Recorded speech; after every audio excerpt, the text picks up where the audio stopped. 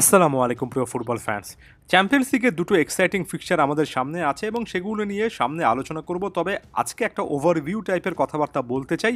সব মিলিয়ে ফিকচারটা আসলে কেমন হলো সেখানে নিজের মতামত যেমন জানাচ্ছি, তেমনি কমেন্ট বক্সে আপনাদের মন্তব্যগুলোও দেখতে চাই। প্রথমত একটা ব্যাপার এখানে আইডেন্টিফাই করে নিই, সেটা হচ্ছে চ্যাম্পিয়ন্স লিগের এবারের ফিকচারটাও কিন্তু ঠাসা সূচির মধ্য দিয়ে হচ্ছে। যেমন বার্সেলোনা বনাম ইন্টার মিলানের আমি যদি ফিকচারটা দেখি, আপনি যদি বার্সেলোনার এর ম্যাচটার আগে পরে ম্যাচগুলো দেখেন, একের পর এক ম্যাচ বার্সাকে খেলতে হবে। এই মের 1 তারিখ বাংলাদেশ সময় 1 AM এর আগে পরে বার্সার অনেক অনেক ব্যস্ততা অন্য কম্পিটিশনে আছে। একই রকমের সিনারিও বা কাছাকাছি রকমের সিনারিও কিন্তু ইন্টার মিলানের ক্ষেত্রেও প্রযোজ্য। তাদেরকেও ব্যস্ত সময় পার করতে হবে। তাই ঘুরে ফিরে একটা কথা যেটা আমি বারবার করে বলি, সেটা আরও একবার বলছি, যে চ্যাম্পিয়ন্স লিগের আগে পরে এমন ক্রুশাল ম্যাচগুলোতে আপনি কিভাবে স্কোয়াড রোটেট করছেন, প্লেয়ারদেরকে যথেষ্ট বিশ্রাম দিতে পারছেন কিনা, ইনজুরি সংক্রান্ত ইস্যুটা কতটা দূরে রাখতে পারছেন, সেটা সবচেয়ে ক্রুশাল একটা ফ্যাক্টর হতে পারে।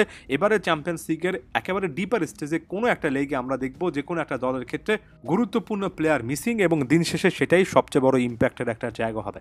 এখন আমি যেহেতু বার্সেলোনা ইন্টার দিয়ে আলোচনা শুরু করি, এ মুহূর্ত পর্যন্ত আপনি যদি বার্সা এবং ইন্টারের এই সিজনের প্রসিডিংসটা দেখেন, একেবারে বিপরীত চিত্রের দুটো দল কিন্তু আপনি দেখতে পারবেন, এবং তাদেরকে কাছাকাছি রেখে কম্পেয়ার করার মতো খুব কমন গ্রাউন্ডে আপনি খুঁজে পাবেন, অর্থাৎ একেবারে ভিন্ন স্টাইলের দুটো দল।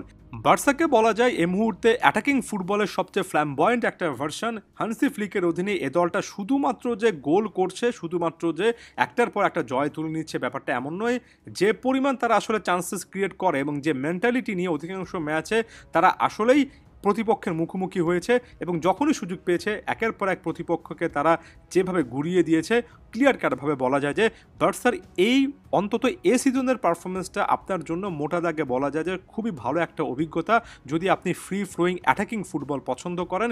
এবং হান্সি ফ্লিকের এই সিস্টেমটাতে এত কম বয়সে একজন লামিন ইয়ামাল তার শাইন করতে দেখা, লেভানডফস্কির মতো অভিজ্ঞ প্লেয়ারের আরও একবার নিজের বেস্ট ফর্ম খুঁজে পাওয়া, রাফিনার নিজেকে রিইনভেন্ট করতে পারা, ডিফেন্সে ইনিয়াগো মার্টিনেজের মতো প্লেয়ারের হুট করে নেতৃত্বস্থানীয় জায়গায় চলে আসা, অফশোর ভেঙে ভৈচিক শেষ দিন, এত গুরুত্বপূর্ণ সাপোর্ট, সবকিছু আপনার ফুটবলীয় দৃষ্টিকোণ থেকে ভালো লাগবে। ওই যে বললাম, সাধারণত ফুটবল ফ্যানেরা যেমন টাইপে অ্যাটাকিং ফুটবল খেলতে পছন্দ করে, সেটাই কিন্তু এ দলটা দিচ্ছে।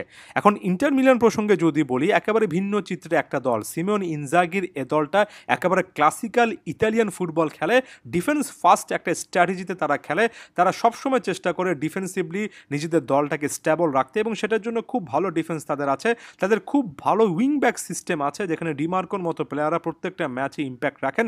তাদের মিডফিল্ডে বারেলার মতো ইয়াং প্রসপেক্ট এবং একই সঙ্গে এক্সপিরিয়েন্স প্রসপেক্টও বলা চলে তারা যেমন আছে, তেমনি মাখতারিয়ান কিংবা হাকান চানহালুলুর মতো এমন টাইপের ডিপার স্টেজে অভিজ্ঞ প্লেয়ারও আছে। ফাইনাল থার্ডে একজন লাউতারো মার্টিনেজ এ দলটার আক্রমণের প্রাণ, তার সাথে থুরা মিলে কাউন্টার অ্যাটাকিং একটা ডিস্ট্রাকটিভ ডুও কিন্তু তৈরি করতে পারেন। এবং ইতালিয়ান গতানুগতিক বাকি দলগুলোর মধ্যে পার্থক্যের জায়গায় একটা, যে ইন্টার মিলান ইতালিয়ান স্টাইলে যেমন ডিফেন্স করতে পারে, তেমনি কাউন্টার অ্যাটাকে খুবই দ্রুত গোল কনভার্ট করতে পারে।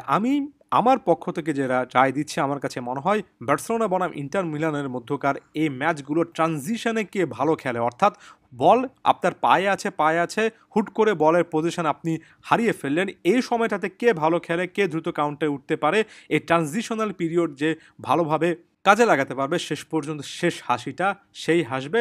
কাগজে কলমে আপনি হয়তো বা হান্সি ফ্লিকের বার্সাকে একটু এগিয়ে রাখবেন, তবে বরুশিয়া ডর্টমুন্ডের বিপক্ষে সর্বশেষ অ্যাওয়ে ম্যাচে বার্সেলোনা যেভাবে স্ট্রাগল করেছে এক্সপেরিয়েন্সের দিক থেকে, ইন্টার মিলানকে কেউ যদি এগিয়ে রাখেন, সেখানে আমি খুব বেশি অবাক হব না।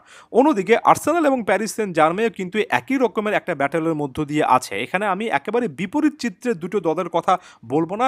আর্সেনালের ক্ষেত্রে অবশ্যই একটা লম্বা সময় পরে তারা কিন্তু সেমিফাইনাল খেলছে চ্যাম্পিয়ন্স লিগে। প্যারিস সেন্ট জার্মে সে তুলনায় সাম্প্রতিক বছরগুলোতে এই রাউন্ডগুলোতে খেলেছে, একবার তো ফাইনাল খেলেছে। তবে প্যারিস সেন্ট জার্মের এ দলটা একেবারে ভিন্ন।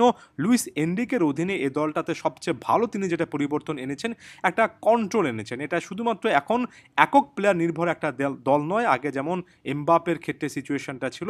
হ্যাঁ, এখনও স্টার ফুটবলার রয়েছেন। ফাইনাল থার্ডে ওসমান দেমবেলে, কিচা কাভারাশখেলিয়া, তারা সবচেয়ে গুরুত্বপূর্ণ প্লেয়ার। তবে মিডফিল্ডে এখানে ফ্যাবিয়ান রুইজ, ভিতিনা, নেভেসরা রয়েছেন, তারা কিন্তু যথেষ্ট কন্ট্রোল এবং পজিশন অ্যাড করেন। এরপর আপনি যদি আর্সেনালের দিকে তাকান, আর্সেনাল এই মুহূর্তে আমার কাছে মনে হয় চ্যাম্পিয়ন্স লিগে সবচেয়ে আত্মবিশ্বাসী দল হওয়া উচিত। নিজেদের উপর তাদের বিশ্বাসটা অনেকটুকু বাড়া উচিত, কারণ তারা ডিফেন্ডিং চ্যাম্পিয়ন এবং চ্যাম্পিয়ন্স লিগের ইতিহাসে সবচেয়ে কঠিন দল, যেটা সেই রিয়াল মাদ্রিদকে বিট করে এসেছে। এই দলটার মিডফিল্ডে ডেকল্যান রাইস দুটো লেগে দেখিয়েছেন কতটা অসাধারণ তিনি প্লেয়ার। ওডেগার্ড অবশ্যই তার ভেরি বেস্ট ভার্সনটা এখনও দেখানো বাকি বলে আমার কাছে মনে হয়। আপনি ফাইনাল থার্ডে Gabriel Martinelli, Mikel Merino, Bukayo Saka, ডিফেন্সে সালিভা, গোলকিপার হিসেবে ডেভিড রায়া, সব মিলে একটা ব্যালেন্স দলের আসলে একটা চিত্র খুঁজে পাবেন।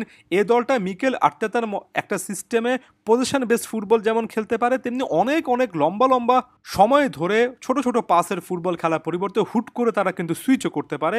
একটা দ্রুত অ্যাটাকের মাধ্যমে কিংবা একটা লং পাসের মাধ্যমে যে কোনো মুহূর্তে তারা কিন্তু প্রতিপক্ষের ডিফেন্স লাইনটাকে স্প্লিটও করতে পারে।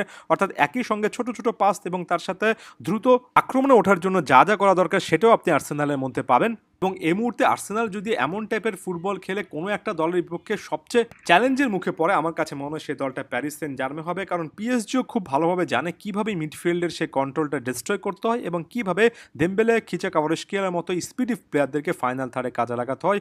আরও একটা অসাধারণ এনকাউন্টার, এটা একটা ওপেন এন্ডেড ম্যাচ। আমার কাছে মনে হয় যে কোনো দলই কিন্তু এখানে উইনার হতে পারে। আপনাদের মন্তব্য অবশ্যই জানানোর চেষ্টা করবেন। ধন্যবাদ সবাইকে।